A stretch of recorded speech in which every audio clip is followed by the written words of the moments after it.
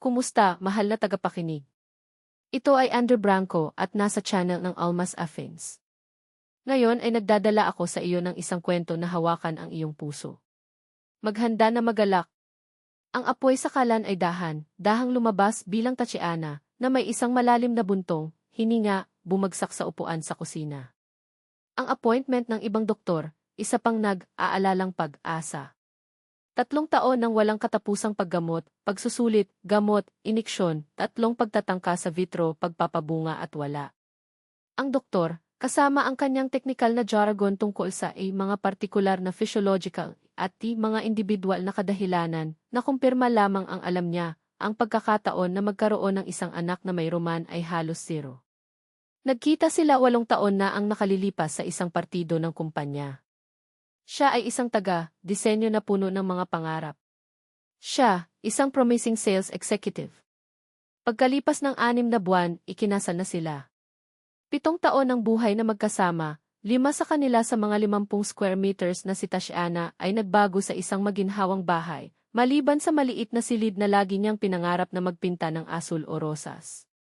Ang biyenan na si Donna Ines ay hindi nagtago sa kanyang disdain. Napakasimple para sa aking anak na lalaki, siya ay nagkomento ng malakas para sa kanyang manugang na marinig. Kapag naging malinaw na ang mga bata ay hindi darating, ang disdain ay bumaling sa yelo. Ano ang pinakasalan niya sa iyo, ha? Tanong niya sa tuwing magpakita siya noong linggo, kasama ang peking iti na iyon. Isang babaeng hindi nagdadala ng mga anak, anong kabutihan ito? Ang Roman, sa mga oras na ito, ay nawala sa balkonahe na may isang sigarilyo, mas pinipili na huwag makagambala. Ang sipol ng kettle ay nagbalik sa kanya sa katotohanan. Tumayo si Tatiana upang gumawa ng ilang instant na kape nang marinig niya ang susi sa lock. Kakaibang, hindi na babalik si Roman para sa isa pang 2 oras. Biglang nagbukas ang pintuan, at doon siya, kasunod ng 3 anak, 2 batang lalaki, isang 8 taong gulang, isang 6 na taong gulang, at isang 4 na taong gulang na batang babae. Lahat ay mukhang nawala na takot. Sa likuran nila, nagdala si Donna Ines ng 2 malaking maleta, na may ngiti ng tagumpay sa kanyang mukha. Ano ang nangyayari? Lahat ay maaaring sabihin ni Tatiana. Itinapon ni Roman ang mga susi sa talahanayan ng pagpasok at tiningnan siya ng isang hitsura na hindi pa niya nakita sa kanya, isang halo ng pag-aalipusta at kahusayan. Sila ang pinsan kong mga anak ni Oleg, tuyo siyang inihayag. Tandaan na napag-usapan ko ang tungkol sa kanyang mga paghihirap. Kaya ito ay nawalan siya ng pag-iingat, nawala ang kanyang asawa, at ngayon hindi niya ito maalagaan. Nakaramdam si Tatiana ng isang form ng buhol sa kanyang tiyan. At sila ay nakatira dito, idinagdag ni Roman na parang ito ang pinakanatural na bagay sa mundo. Mag-iingat ka, lumikha, dahil ang iyong sarili ay hindi ipanganak. Nagyelo siya sa hindi paniniwala. Sa likuran ng kanyang asawa, ang biyenan ay nag-iimpake ng kanyang mga bag na may matagumpay na hitsura. Pinaghiwalay ko na ang lahat ng kailangan nila, sinabi ni Donna Ines, na pumapasok sa silid na parang siya ang may-ari ng bahay. Palagi mong nais ang mga bata, Tatiana. Ngayon ay ginagawa nito. Tangkilikin.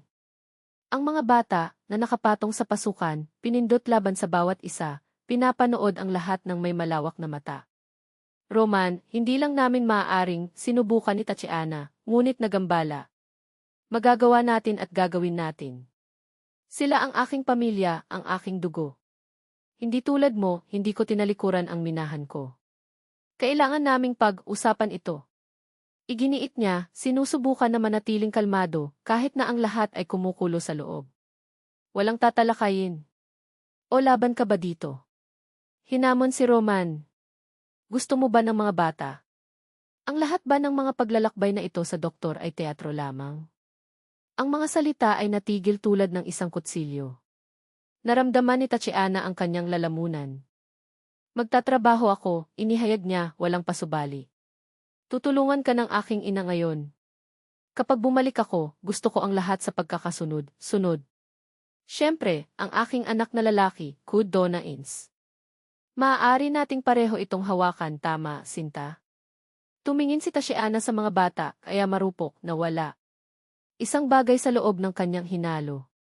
Hindi nila masisisi ang anuman. Ano ang iyong mga pangalan? Tanong niya, lumulubog sa kanilang antas. Ako si Kiril, sumagot ang panganay. Ito ay Gleb at ito ay si Sonia.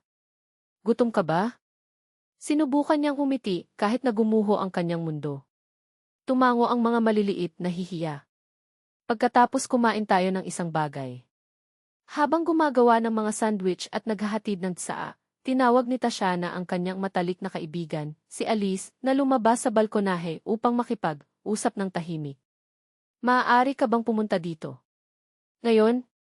Tanong niya, desperado. Kalahating oras mamaya, nasa pintuan na si Alice. Habang si Donna Ince ay nag-aalaga sa mga bata, ikinulong ng dalawa ang kanilang sarili sa kusina. Baliw ka ba? Sabi ni Alice. Itinapon lang nila ang 3 bata sa iyong bahay at tinatanggap mo ito. Alam ko, bumuntong hininga si Tatiana. Ngunit tingnan ang mga ito, hindi ito ang kanilang kasalanan. Ginagamit ka, taninha. Ang iyong asawa at ang halimaw na biyena na ito ay nais lamang. Alam ko, paulit-ulit niya, matatag. Pero may plano ako. Nang umalis si Alice, bumalik si Tatiana sa sala. Si Donna Ince ay nag-aayos ng mga sheets sa sofa. Ang mga batang lalaki ay natutulog dito, at si Sonia ay maaaring manatili sa iisang kama, iniutos niya. At mananatili rin ako, upang matulungan kang masanay ito. Hindi na kailangan, pinuto ni Tatiana, na may isang katatagan na nagulat kahit sa kanyang sarili.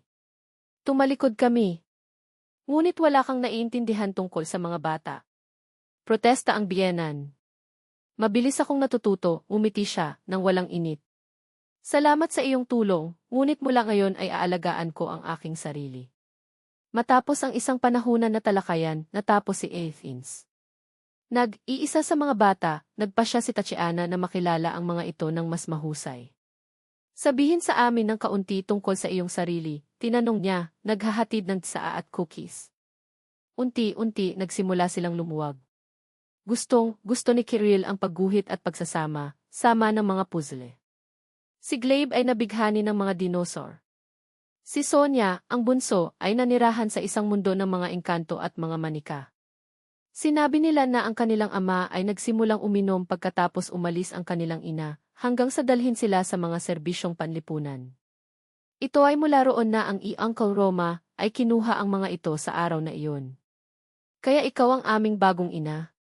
Tanong ni Sonia, biglang pinigilan ang puso ni Tatiana. Ako aalagaan ka hanggang sa makahanap kami ng solusyon, sumagot siya, maingat. Sa gabi, pagkatapos maligo, binabago ang damit ng mga bata at natulog ito, sinabi ni Tatiana kay Sonia ng isang kwento, ang 3 maliit na baboy, tulad ng ginawa ng kanyang lola noong siya ay maliit. Nang makatulog ang mga maliliit, kinuha niya ang kanyang kwaderno at gumawa ng ilang mga tawag. Pagdating ni Roman, sa paligid ng 10, bahagyang lasing, alam na niya mismo kung ano ang gagawin. Kaya, pinamamahalaan mo ba ang gang? Siya ay sumisigaw. Natutulog sila, sagot ni Tatiana, mahinahon. Kailangan nating makipag-usap. Tungkol sa ano? Nagkibit balikat siya. Lahat ay nalutas. Ang mga bata ay nangangailangan ng bahay. Kailangan mo ng mga anak. Lahat ay nanalo. Maliban sa iyo, syempre. Hindi mo nais ang mga batang ito, Anya, mababa ngunit matatag. Tulad nito. Sumimangot siya. Dinala mo sila dito hindi dahil sa pag-ibig para sa iyong mga pamangkin, ngunit parusahan ako. Iniwasan ni Roman ang kanyang tingin. Nonsense, ungol niya, ngunit ang kawalan ng katiyakan ay nanginginig sa kanyang tinig. Hindi mo ako pinatawad sa hindi ko magawang magkaroon ng mga anak, nagpatuloy si Tatiana, nang hindi kumikislap.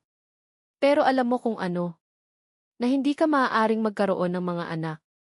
Ang boses ni Kiril ay nanginginig, ngunit ang kanyang mga mata ay lumiwanag sa isang pagpapasya na hindi tumutugma sa kanyang 13 taon.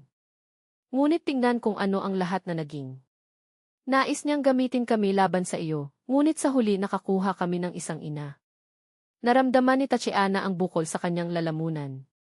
Ang mga salita ng kanyang anak na lalaki, ay sumigaw tulad ng isang katotohanan na siya mismo ay tumagal ng maraming taon upang tanggapin. Inabot niya ang kanyang kamay sa buong mesa, at kinuha ito ni Kiril ng walang pag-aatubili, ang kanyang mga daliri, na ngayon ay mas malaki kaysa sa glebs, pinipiga siya ng isang mahinahon na lakas. Akala niya pinarurusahan niya ako, nagpatuloy siya, tinitingnan ang bawat isa sa kanila, Kiril, kasama ang kanyang malubhang hitsura ng teenager, si Gleb, na nakangiti na ng isang piraso ng tinapay sa kanyang bibig, Sonia, swing ng kutsara na parang nagdidirekta ng isang haka na orkestra, at Maria, ang maliit na himala, natutulog sa kandungan ni Mikhail. Ngunit siya ang nawala. Mismo ang pagkakataon na talagang makilala kami. Nakakakita ng Kiril na gumuhit ng mga hindi paniwalang mga kwadro na gawa, si Gleb na nanalo sa Math Olympiad, si Sonia na kumakanta sa koro ng paaralan na parang ang mundo ay ang kanyang yugto. Ang kanyang tinig ay sumakay sa isang segundo. At Maria hindi niya alam na mayroon siya. Bobo siya, ipinahayag ni Sonia, kasama brutal frankness ng mga bata. Si Uncle Mikhail ay mas maganda.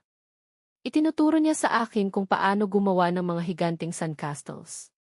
Tumawa si Mikhail, inilagay ang kanyang braso sa balikat ni Tatiana.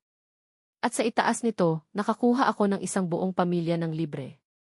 Pinakamahusay na pakikitungo sa aking buhay. Hindi ito libre, hindi na itama ang Gleb, seryoso. Inaalagaan namin si nanay. At si tatay din. At Maria. At maging ang pusa, na alam lamang kung paano ako mag-meow sa madaling araw. Pinuno ng tawa ang kusina, init habang ang amoy ng hapunan ay nananatili pa rin sa mga plato. Tiningnan ni Tatiana ang bintana, kung saan ang mga huling ilaw ng paglubog ng araw ay nagpinta ng hardin sa mga lilim ng ginto. Naalala niya noong gabing iyon, mga taon na ang nakalilipas, nang lumakad si Roman sa pintuan sa huling pagkakataon, nagdadala lamang ng galit at sama ng loob sa kanya. Sa oras na iyon, naisip niya na nag-iisa siya. Ang bigat na iyon, tatlong natatakot na mga bata, isang sirang kasal, isang sirang pamilya, ay labis na madadala.